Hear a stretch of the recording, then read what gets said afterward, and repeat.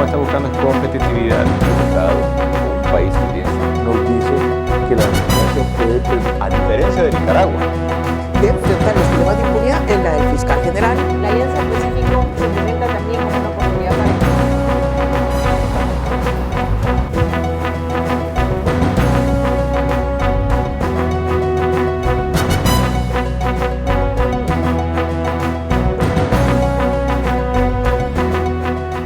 Un gusto volver a estar una vez más con ustedes en el espacio Fernando Aguayo América. Cordiales saludos a quienes nos ven a través de la señal de Mega TV en la Florida, Estados Unidos, por Vito TV en el Ecuador y por OnePlus TV en el Ecuador y en el mundo. Hoy tenemos como invitado al abogado Gustavo González. Él es experto en el sector militar, es civil. Bienvenido a nuestro programa. Muchas gracias, Fernando. Domina el mundo, hay una atención total del mundo sobre el futuro de la relación transatlántica, esto es Estados Unidos y la Unión Europea. Justo se dio días atrás una cumbre por la seguridad en Europa. Por supuesto, han asumido la responsabilidad los europeos y han dicho vamos a poner 800.000 millones de euros para la defensa del continente frente a Rusia. Quisiera un primer breve análisis sobre esta decisión que tomaron los europeos por primera vez, si se quiere. Fundamental, pero para esos efectos tenemos que entrar al marco conceptual, porque estamos aquí. En los albores, digamos, en la finalización de la Segunda Guerra Mundial, en el año de 1945, para ser exactos, se produjeron dos conferencias vitales para el futuro del mundo. La primera fue en Yalta. En Ucrania, precisamente. Crimea ucraniana, pero en ese momento esa Ucrania estaba en poder de Rusia. De la Unión Soviética. Correcto. Y luego la segunda conferencia fue en Potsdam, Alemania, con una característica muy especial. Los grandes líderes de Yalta ya no estaban. No estaba el presidente Franklin Delano Roosevelt, y lo que sucede en Potsdam es que estando Churchill se entera que su partido ha perdido las elecciones y tiene que abandonar las conversaciones porque el primer ministro que había sido votado era de la oposición, era Clemente Hattler, ¿no? Y por tanto las conversaciones no siguieron, sino solamente con un gran testigo histórico que era Stalin. Y bueno, en la primera conferencia en Yalta se trata precisamente el futuro de los países libres que se van liberando frente al fascismo del Tercer Reich.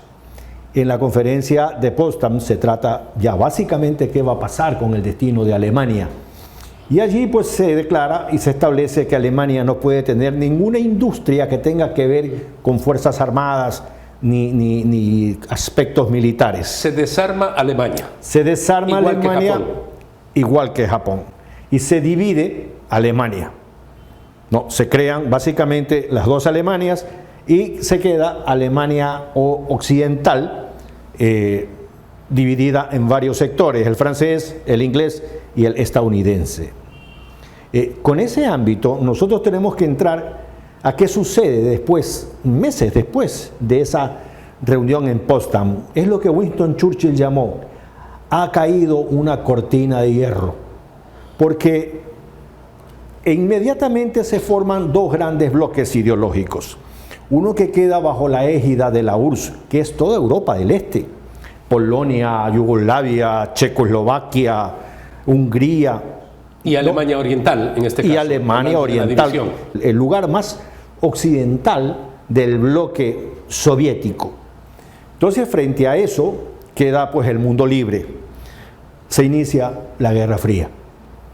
La Guerra Fría nace precisamente en esos momentos, con esta división ideológica del mundo que da origen en 1949 a una organización militar que tiene como efecto la defensa de los países que la suscriben, que son 12 países, 2 de los cuales son del continente americano, Canadá y Estados Unidos. Y el resto Estamos hablando de la OTAN, el inicio de la OTAN. Correcto. El Tratado del Atlántico Norte. El Tratado del Atlántico Norte, que es una alianza que busca la defensa de los 12 países constitutivos de la misma. Ojo para el desarrollo que vamos a decir más adelante. La OTAN ha crecido. Tienen 32 países ahora, pero eso ya lo vamos a tratar en su momento. Regresemos a lo que significa la creación de la OTAN. Pues la respuesta militar del bloque antagónico ideológico mediante la creación en el año de 1955 del Pacto de Varsovia. Que es el lado, en cambio, de la Unión Soviética, de todos los países tras la cortina de hierro. Se hace en Varsovia, Polonia, una reunión entre comillas, porque todos los gobiernos que estaban en Europa del Este, de una u otra manera, eran gobiernos títeres o gobiernos que respondían a las condiciones ideológicas del bloque que conducía Stalin. Para que se vaya entendiendo todo esto que brillantemente, con didáctica, está explicando usted. La creación del Pacto de Varsovia fue la creación de una OTAN del lado de la Unión Soviética. Es la respuesta para confrontar militar del bloque ideológico que está bajo el control de la Unión de Repúblicas Socialistas Soviéticas frente al mundo libre, al autodeterminado mundo libre. Tenemos que seguir en la visión de la historia porque nos va a ayudar a entender qué es lo que está sucediendo y lo que va a suceder. Para 1989 cae el muro de Berlín. La caída del muro de Berlín implica un hecho fundamental en la historia de Europa, la reunificación de Alemania. Alemania se reunifica y... Todos recordamos esas imágenes maravillosas de cómo los ciudadanos picaban precisamente ese muro para echarlo abajo, que en definitiva era simbólico frente a lo que estaba ocurriendo. Y el discurso anterior, ¿no? Porque hay dos presidentes de Estados Unidos fundamentales junto a la historia del muro de Berlín. El presidente Reagan, ¿no? El presidente Kennedy, cuando va en los días más terribles de la Guerra Fría, va a Berlín y dice: yo soy un ciudadano de Berlín, ¿no? Era Willy Brandt, era el alcalde. Sí. De Berlín, y luego un socialdemócrata. Cuando va precisamente el presidente Reagan, que es una sorpresa como presidente, porque demuestra ser un estadista de una manera que nadie lo esperaba. Yo no esperaba que Reagan, que no era un buen actor de cine, se convierta en el presidente enorme que se constituyó para el mundo libre. El presidente Reagan, en una cadena casi mundial de televisión, lo invita a derribar el muro al presidente Gorbachev, que conducía, por supuesto, la perestroika, ¿no? Perestroika, y el glasnost, ¿no? Correcto. La libertad. La época de cambio de un bloque que se ahogaba económicamente, ¿no? Que no alcanzaba el concepto ideológico para amarrar el espíritu de las personas, ni la posibilidad de emprendimientos económicos. Y claro, la diferencia era abismal en el crecimiento económico. Una devastación económica, social del lado de la Unión Soviética y por otro lado en Occidente un desarrollo notable en todos los órdenes. La recuperación de Europa, que fue iniciada por los Estados Unidos económicamente hablando con el plan Marshall, ¿no? Produjo en Europa básicamente una suerte de renacimiento de la vieja Europa. Y luego entramos para 1991 a la disolución. Desmantelamiento de la Unión Soviética. Se cae la Unión Soviética. Ahora bien, luego de esta excelente reminiscencia histórica muy clara, viene en cambio la etapa actual. Hemos llegado a una situación, luego de tantos años, en la que resulta que la OTAN, que tuvo un espíritu muy claro en su creación, perdió de vista durante los últimos 20 años. No les había interesado mayormente, no gastaban en defensa, no aportaban a la OTAN lo que tenían que aportar por acuerdos iniciales, por lo menos del 1,5 al 3% del Producto Interno Bruto. No lo estaban haciendo y es Donald Trump el que en la administración anterior les obliga y les dice: señores, si ustedes no ponen la plata que tienen que poner, entonces se disuelve esto. Correcto, pero para entender la problemática todavía nos faltan un par de hechos muy claros, que es la entrega del armamento nuclear de Ucrania, porque en la órbita soviética habían países que tenían capacidad nuclear y uno de ellos era Ucrania. Entonces Inglaterra y Estados Unidos se comprometen con la seguridad de Ucrania a cambio de que Ucrania entregue su armamento nuclear. Ese es un hecho que hay que tenerlo muy en cuenta. Muy importante, trascendente. Como el hecho de que se le propone y se le asegura a Gorbachov, es decir, a Rusia, que la OTAN no va a extender sus fronteras hacia el este, más allá de la Alemania unificada. Eso es muy importante, Fernando, por lo que luego sigue en la dinámica de la historia. La OTAN pasa de 12 países a 32 países y muchos de ellos son efectivamente avanzando hacia el este, hacia las fronteras de la Unión de Rusia, de la Federación Rusa actualmente. Para entender un poco la dinámica de las cosas, luego de esto entramos a lo que sucede actualmente en la guerra de Ucrania. La posición de Rusia, ustedes no han respetado el acuerdo que se hizo respecto hacia no avanzar hacia el este, han avanzado, está Polonia, está Lituania, está, Turquía, una serie de países pues que se han acercado mucho a las fronteras rusas. Ahora bien, cuando el presidente Trump les dice lo que les dice en su primera administración a la Unión Europea y básicamente a sus socios de la OTAN, es muy claro. No puede ser que Estados Unidos gaste por arriba del 3.4, me parece, el Producto Interno Bruto, entendiendo la enorme capacidad de la economía norteamericana para el tema de la defensa europea, mientras, por ejemplo, Alemania gastaba el 1%, Inglaterra estaba en el 2.5%. Y vale la pena, solamente como parámetro, alrededor de 29 billones de dólares, que es el Producto Interno Bruto de los Estados Unidos, frente al Producto Interno Bruto de toda Europa, que llega más o menos a los 19 billones. Es correcto. Francia gasta actualmente el 2.1 del Producto Interno Bruto. Y es el que más ha contribuido. Correcto. Porque hay otros que no lo han estado haciendo ni siquiera. Correcto. El 1%. Así es. Entonces, el mundo se enfrenta ahora a esta disyuntiva, lo que acabas tú de señalar. Los 80.000 millones de dólares que Europa ha decidido. 800.000 millones. 800.000 millones de dólares para rearmarse.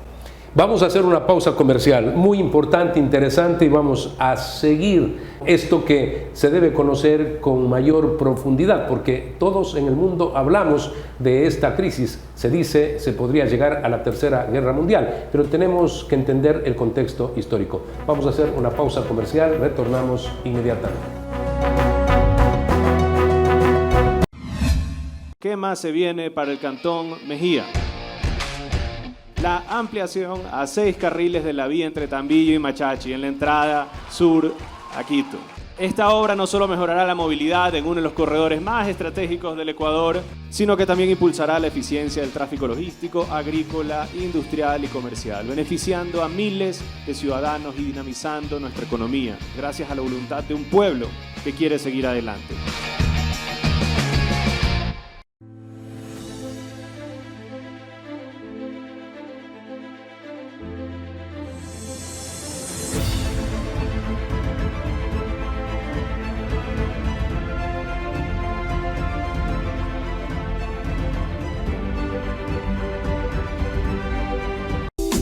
Verde Fruit, el camino para acercar los productos de América Latina a los Estados Unidos. Cumplir con nuestra gente no es una promesa, es una realidad, especialmente para nuestros abuelitos y las personas con discapacidad que merecen un trato justo y digno. Hoy hemos cumplido con el pago de $60 millones en devoluciones de IVA para nuestros grupos prioritarios. Este es el nuevo Ecuador. Un gobierno que responde, que cumple y donde la gente vive con dignidad.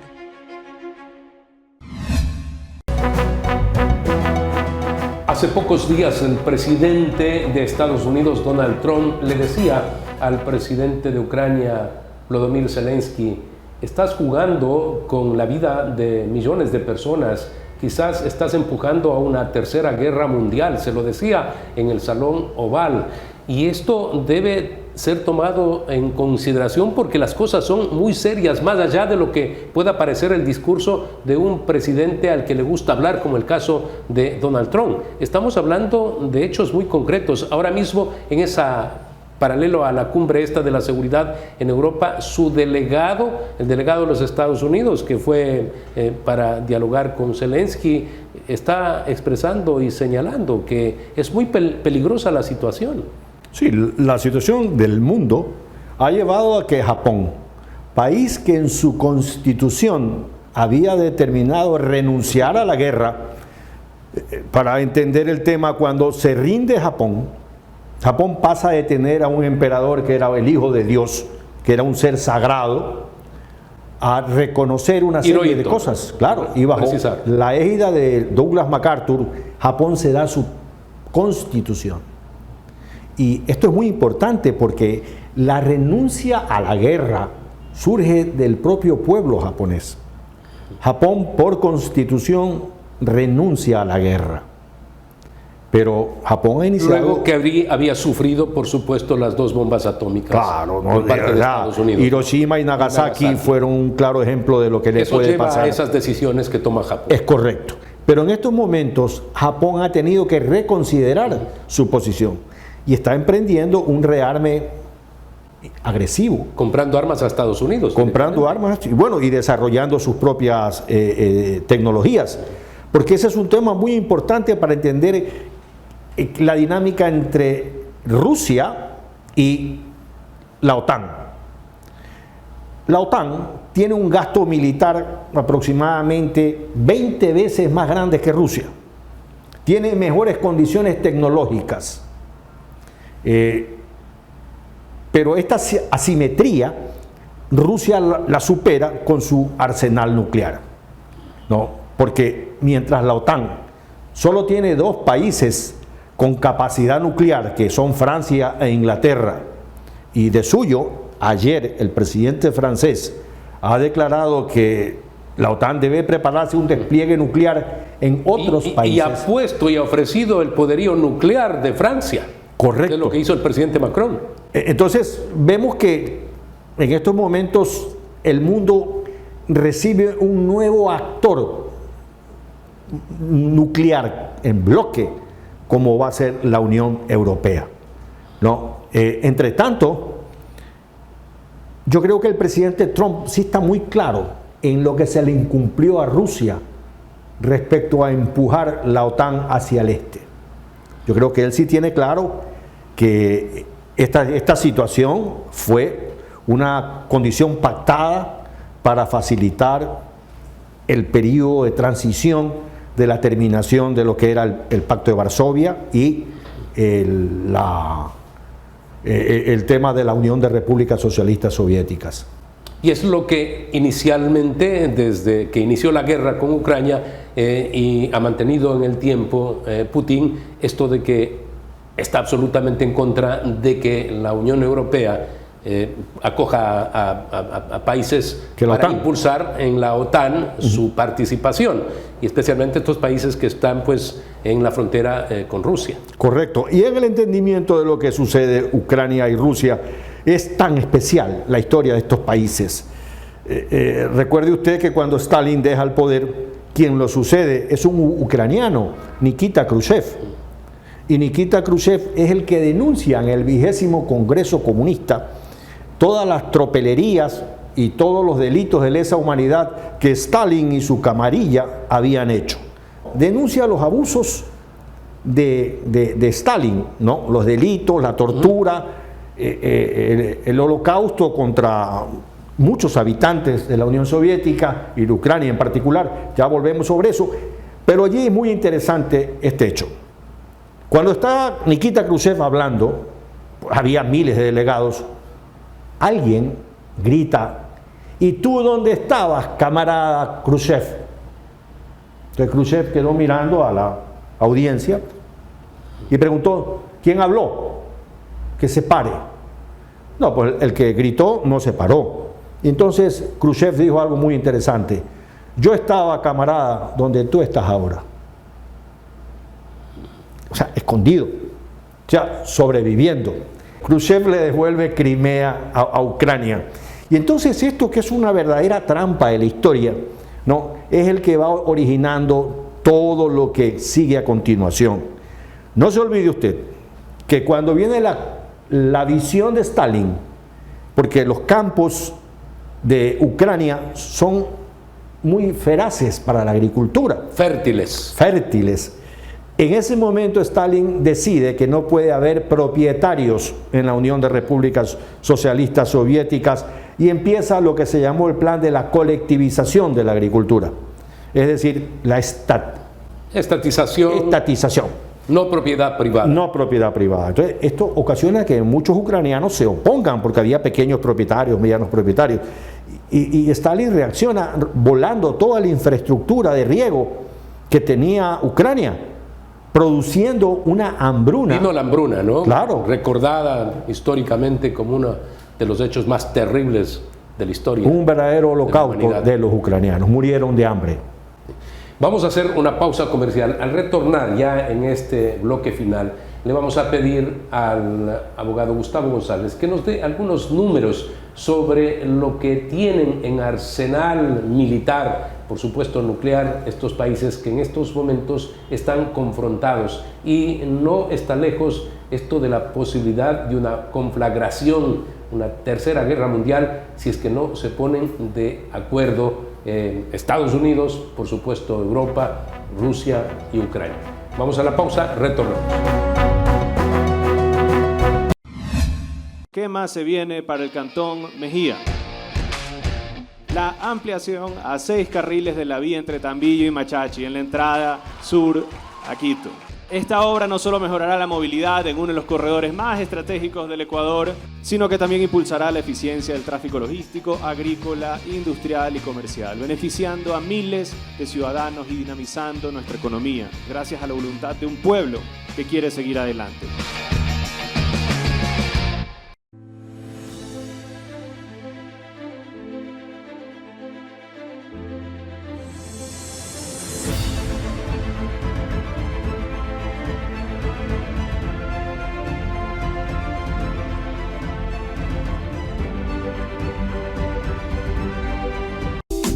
Verde Fruit, el camino para acercar los productos de América Latina a los Estados Unidos.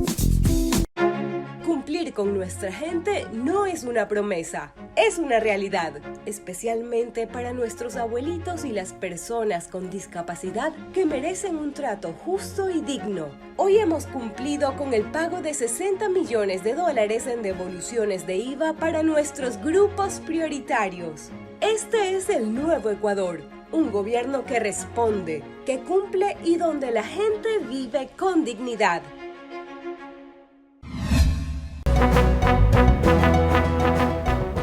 En el diálogo con el abogado Gustavo González, él expresaba el poderío, por ejemplo, nuclear que tiene la Unión Europea en su conjunto, lo que tiene también Rusia, y por supuesto qué es lo que tiene Estados Unidos, y un jugador tan importante y trascendente, silencioso, que es China, que en algún momento va a participar en todo esto, no lo ha hecho hasta el momento. Pero, ¿qué es lo que tiene, por ejemplo, Rusia en armamento en estos instantes?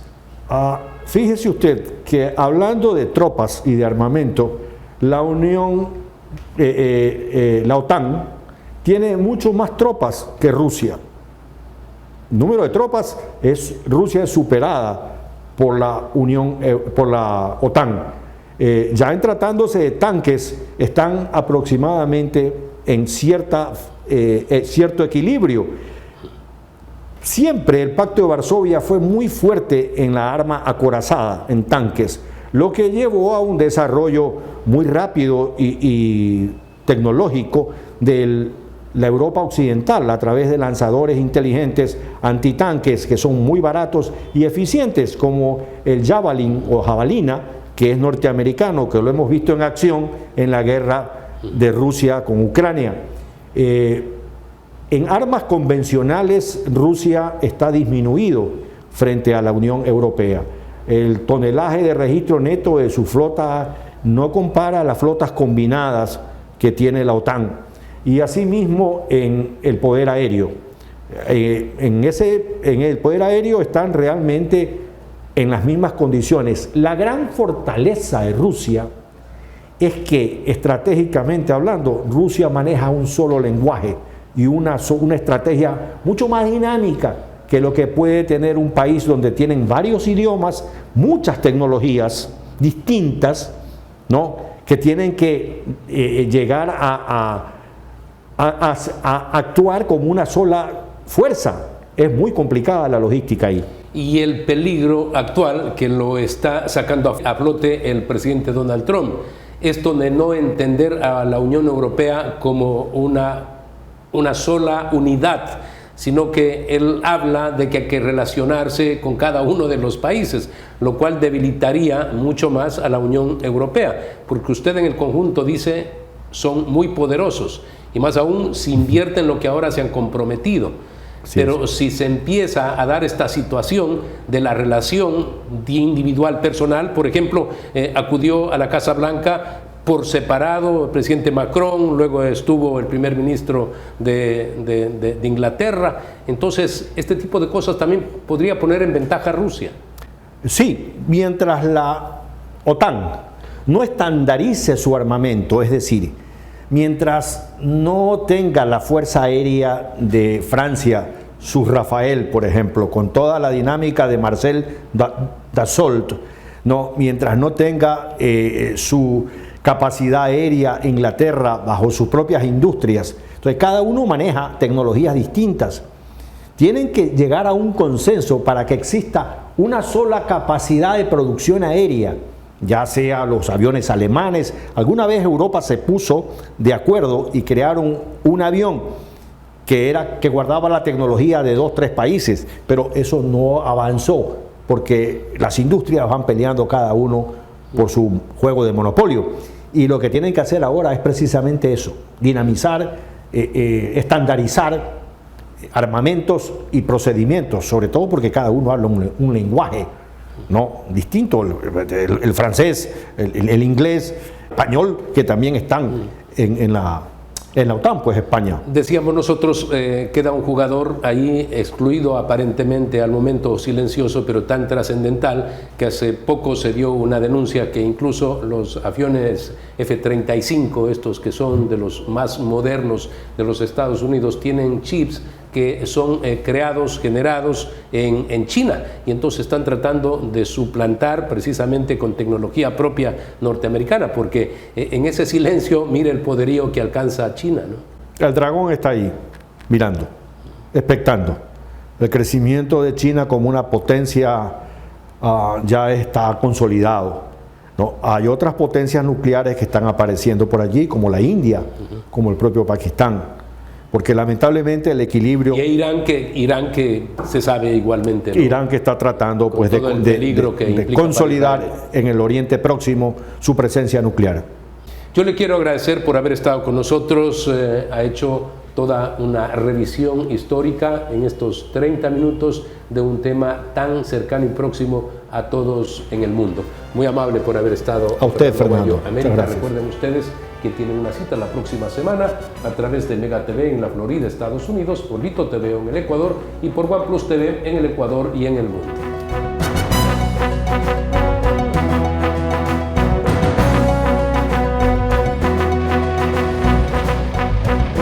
Que verdaderamente cuando uno se encuentra, el gobierno Daniel Noboa está buscando es competitividad, equivocado. Un país que tiene nos dice que la democracia puede, a diferencia de Nicaragua, enfrentar los problemas de impunidad en la del fiscal general. La Alianza